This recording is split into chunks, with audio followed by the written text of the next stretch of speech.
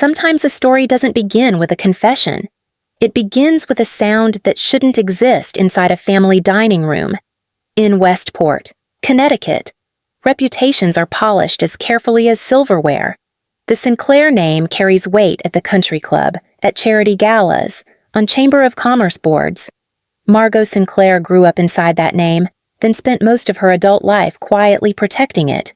She is a financial consultant, a mother, and for years she has been the one who made sure the bills were paid before anyone else noticed they existed. This is where she begins. The sound was sharp and clean, like something expensive being snapped in half.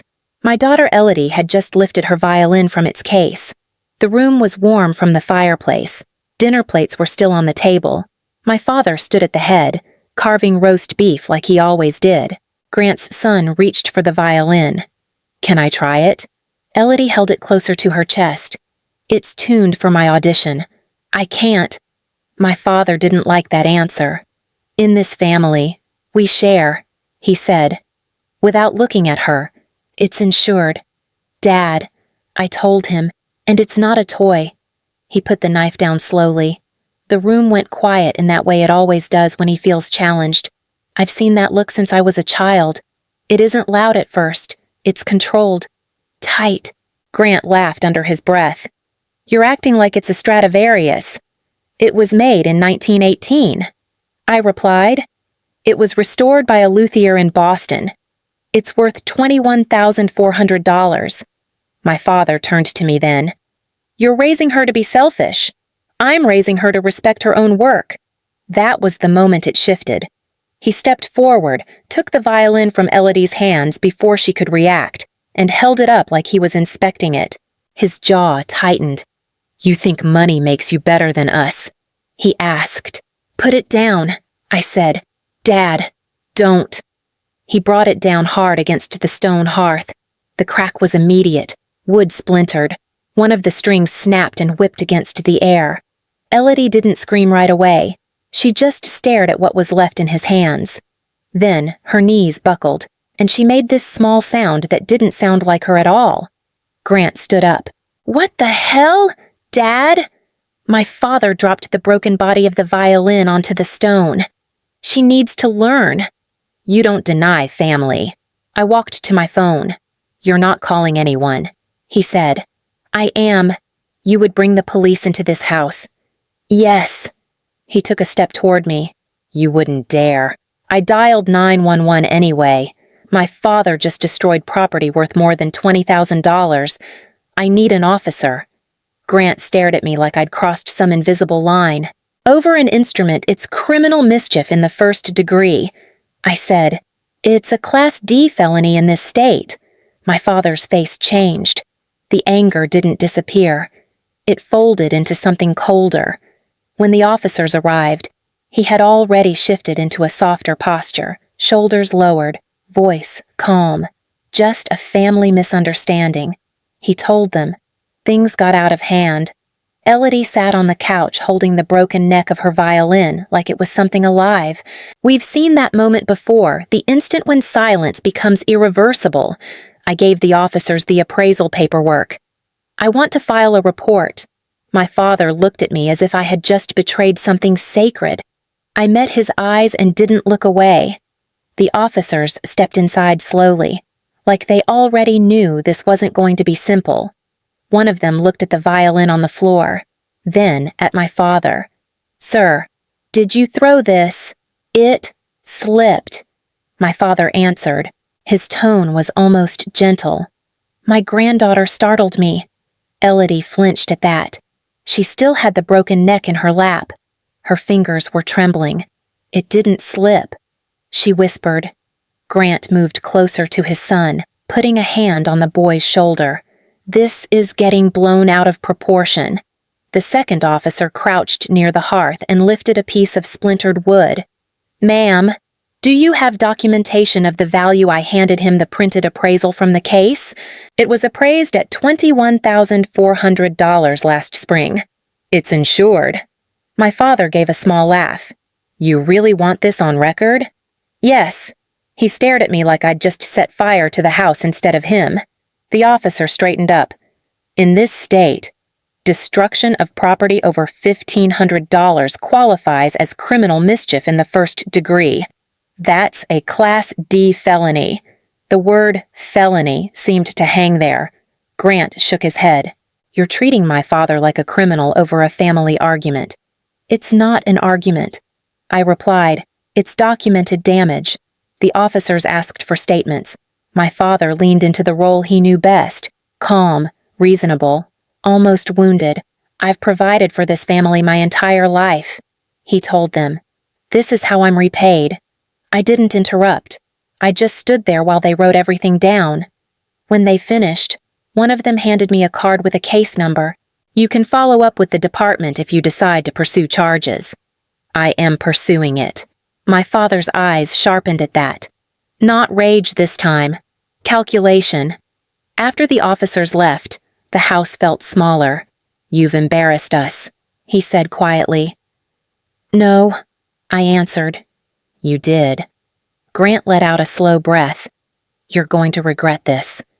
I looked at the broken violin again. No, I'm not. I drove home in silence. Elodie sat in the passenger seat with the broken case across her lap. She didn't cry.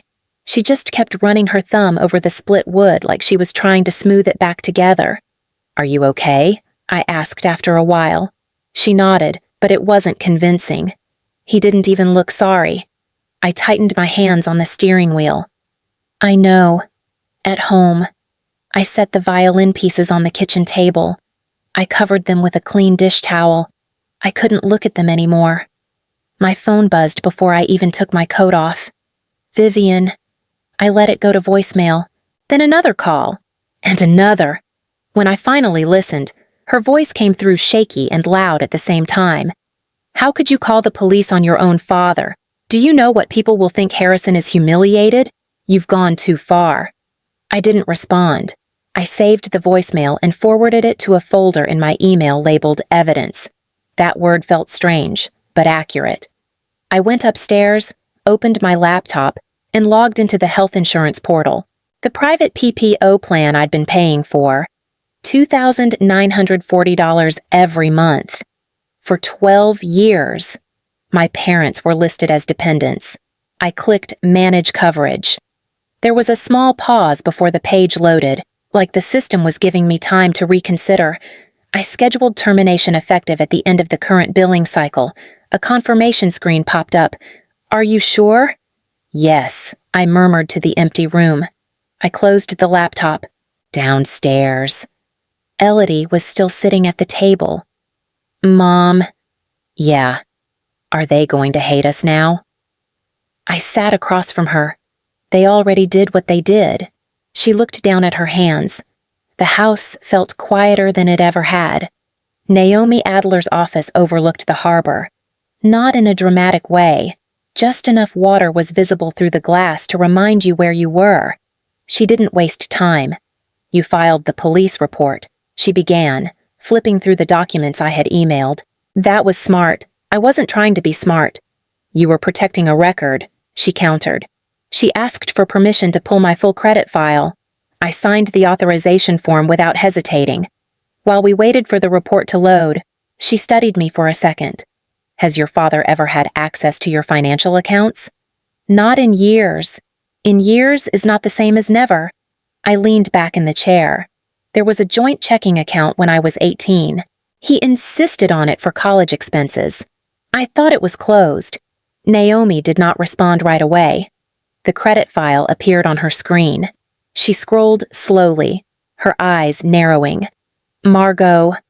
Something in her tone made my stomach drop. There is a Small Business Administration loan listed here. $148,000. 7A program. That is not mine. You are named as the personal guarantor. I stared at the screen. That is Grant's company. Sinclair Marine Innovations. She clicked further down. There is also a business line of credit for $72,000. Same company, same guarantor. That is not possible. I never signed anything. She turned the monitor toward me. It is very possible. The loan documents were executed through DocuSign. The confirmation email went to an address ending in your old college domain. I felt heat rise behind my ears. I have not used that email in years. Was it ever formally closed? I do not think so. Naomi's jaw tightened as she opened a secondary digital folder. Here is how they did it. The originating lender is Westport Community Bank. The branch manager, Arthur Vance, has played golf with your father for 30 years.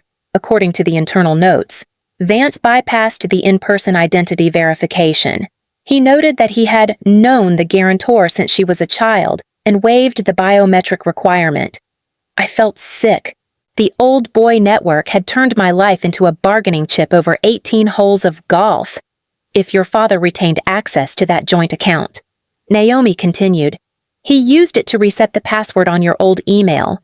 From there, he intercepted the DocuSign authentication. She clicked a scanned attachment. There is a power of attorney included in the file. Dated 3 years ago.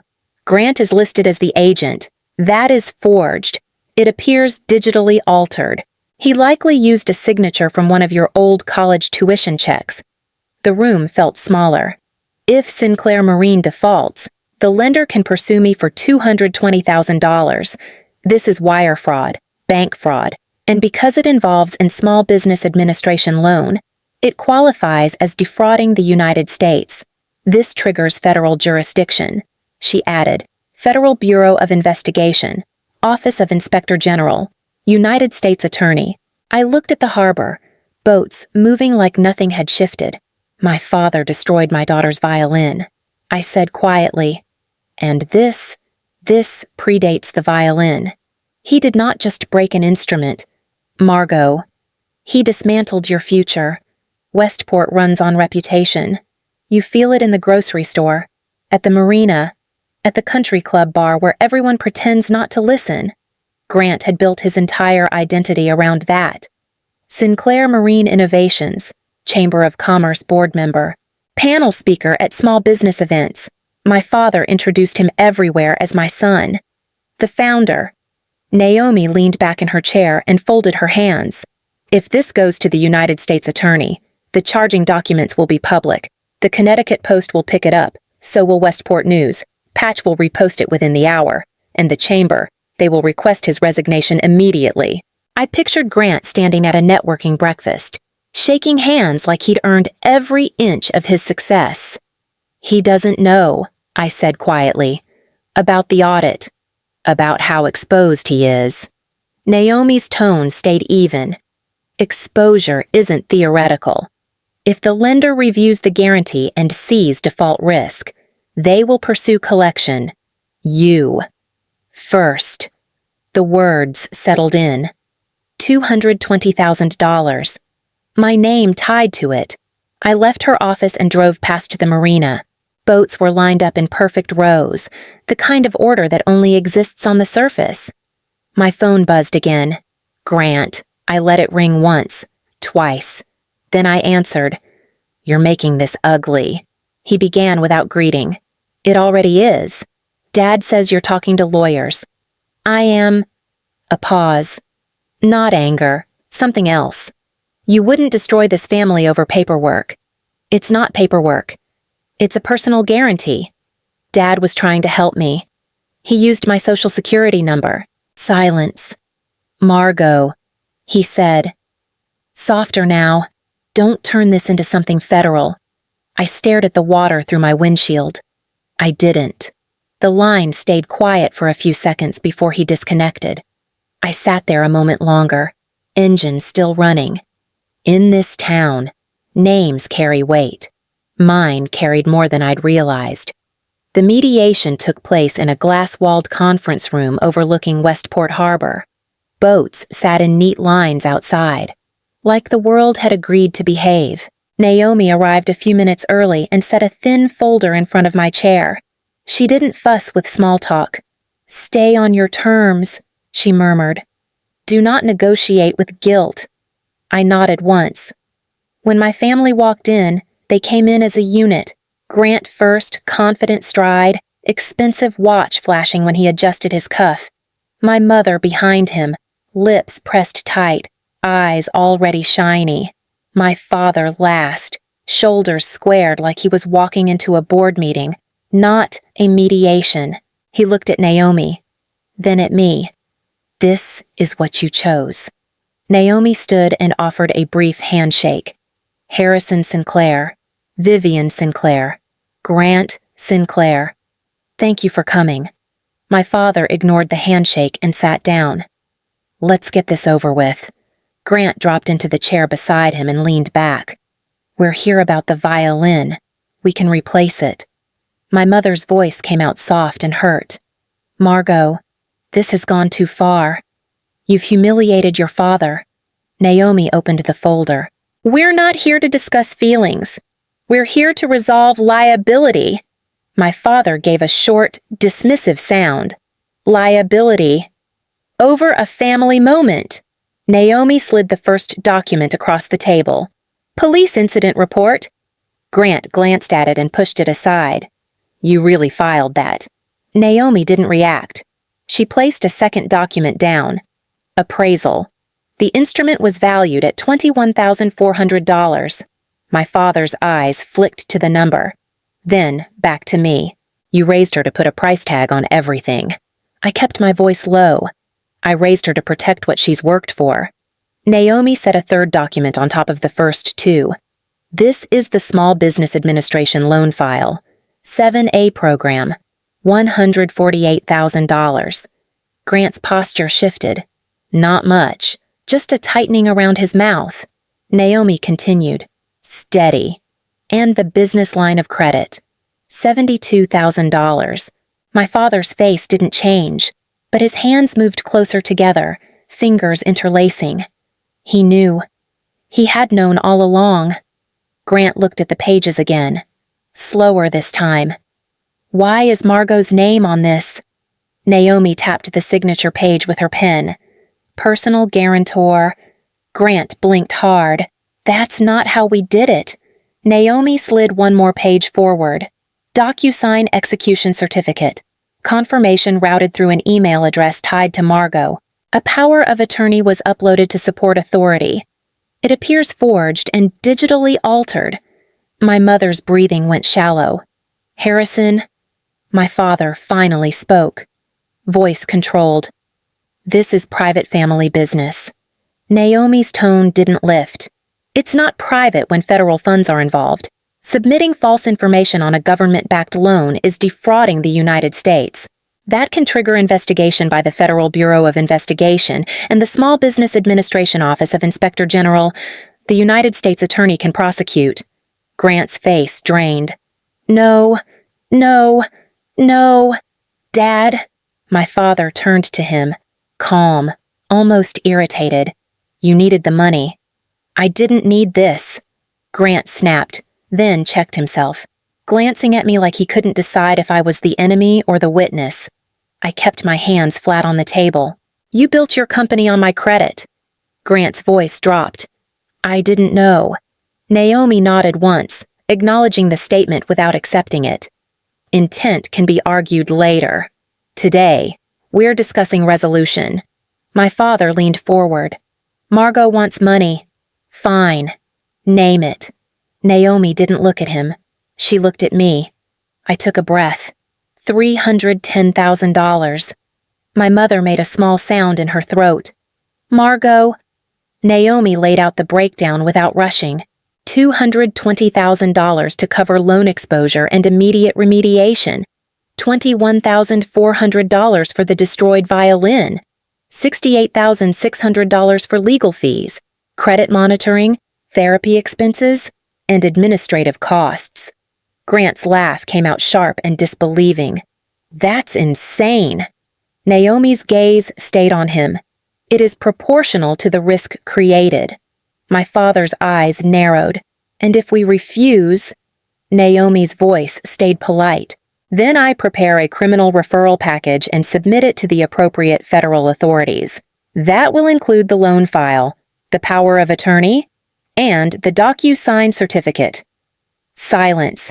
Outside the glass, a gull landed on a piling and folded its wings like nothing in the room mattered. I added, there are conditions. My father's jaw tightened. Of course there are. Grant resigns from the chamber board, I said. Immediately. No speech. No explanation. Just a resignation. Grant started to protest, but my father lifted a hand, stopping him without looking. Naomi continued the list. Written acknowledgement of misconduct, full indemnification agreement, permanent civil restraining order protecting Margot and Elodie. No contact, no third parties, no public statements. My mother's voice cracked. A restraining order. Against your own parents. I met her eyes. Against anyone who thinks they can reach my daughter again. My father stared at the papers for a long moment. The confidence didn't vanish. It reorganized into survival. He picked up the pen Naomi had placed near the settlement agreement. Grant leaned toward him, whispering, "Dad, don't." My father didn't look at him. "This is your sister's choice." The pen moved across the page. I watched the signature form, letter by letter, like I was watching a door close without slamming. The house felt different that night. Not quieter, just altered, like something heavy had shifted under the floorboards. Elodie was at the kitchen counter, staring at her phone. The broken violin case still sat near the wall. I hadn't moved it yet. She looked up when I walked in. Did they sign? Yes. All of it. Yes. She nodded slowly, absorbing that. Then she twisted the sleeve of her sweatshirt around her fingers. Something she's done since she was little. Mom? Yeah. Her voice dropped. Is Grandpa going to prison because of me? The words hit harder than anything in that conference room. I crossed the kitchen and leaned against the counter beside her. No, but you said it was federal. That the FBI could, I said it could become that. I kept my tone steady. It won't. Not now. She swallowed. I didn't mean for any of this to happen. I let out a breath I didn't realize I'd been holding. This didn't start with your violin. She stared at the floor. It feels like it did. I reached for her hand. It was cold. Your grandfather made choices long before Sunday. So did your uncle. This isn't about you protecting your instrument. It's about me protecting you. She blinked fast, trying not to cry. He looked at me like I was disrespectful. He was wrong. Another pause. Small. Fragile. Are we still a family? I didn't answer right away. The refrigerator hummed. The clock over the stove ticked. We're still us. I told her, that's what matters. She nodded once and leaned into my side. Just slightly. I stood there with her for a while, feeling the space where something old had finally broken and something quieter had taken its place. The wire transfer cleared 3 days later. $310,000. Clean, final. Naomi forwarded the confirmation without commentary. A separate email followed from Grant's company account. One line: I have resigned from the Westport Chamber of Commerce Board, effective immediately. By the end of the week, his bio disappeared from the chamber website. In Westport, silence spreads faster than headlines. I hired an architect the following Monday. He stood in our living room, studying the stone fireplace where the violin had shattered. This wall carries a significant load, he told me. If we remove the hearth and chimney mass, we will need a reinforced steel beam. It will not be cosmetic. It is a total structural re-engineering. That is fine. I said, I want the stone gone. I used a portion of the restitution to hire a high-end firm that specialized in fast-tracking projects. They handled the expedited building permits with the town of Westport, navigating the bureaucracy that usually takes months in a matter of days. Money in Connecticut does more than buy comfort. It buys speed.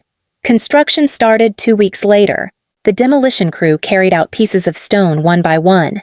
When they dismantled the chimney core, the house made a low, hollow sound. The steel beam went in next, thick, practical, and hidden once the drywall was up. Then came the glass. Floor-to-ceiling windows replaced the old hearth. Light poured in where stone used to sit heavy and dark. I had already spoken to Peter, the luthier in Boston. I have a bench copy of a 1918 German model that I have been working on for 2 years. He told me it was intended for a symphony soloist.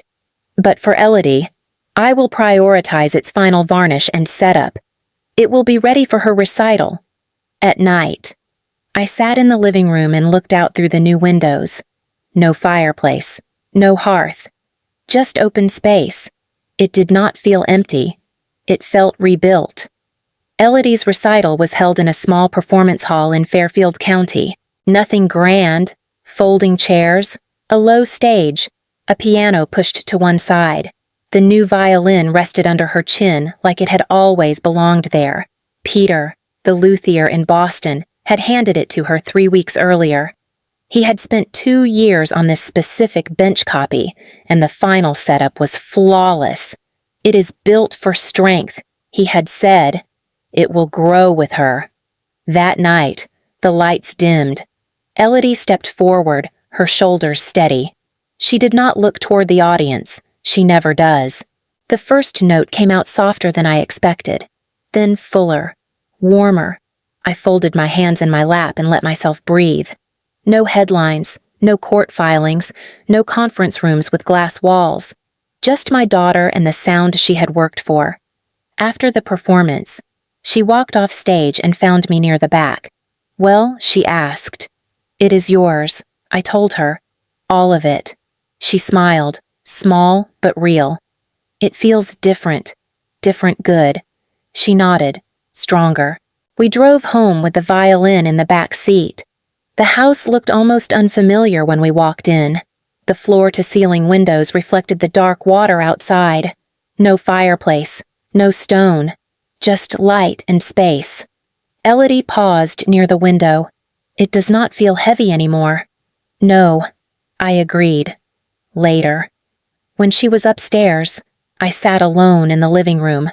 I thought about the documents, the personal guarantee, the forged power of attorney, my name signed where it should never have been.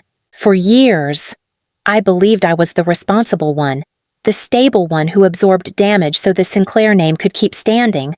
What I did not understand until now is that my signature was not just ink. It was permission. Every loan, every payment, every silence. Margot Sinclair had been the authorization, and the day I chose not to authorize any of it anymore, my life shifted. Not loudly, just enough.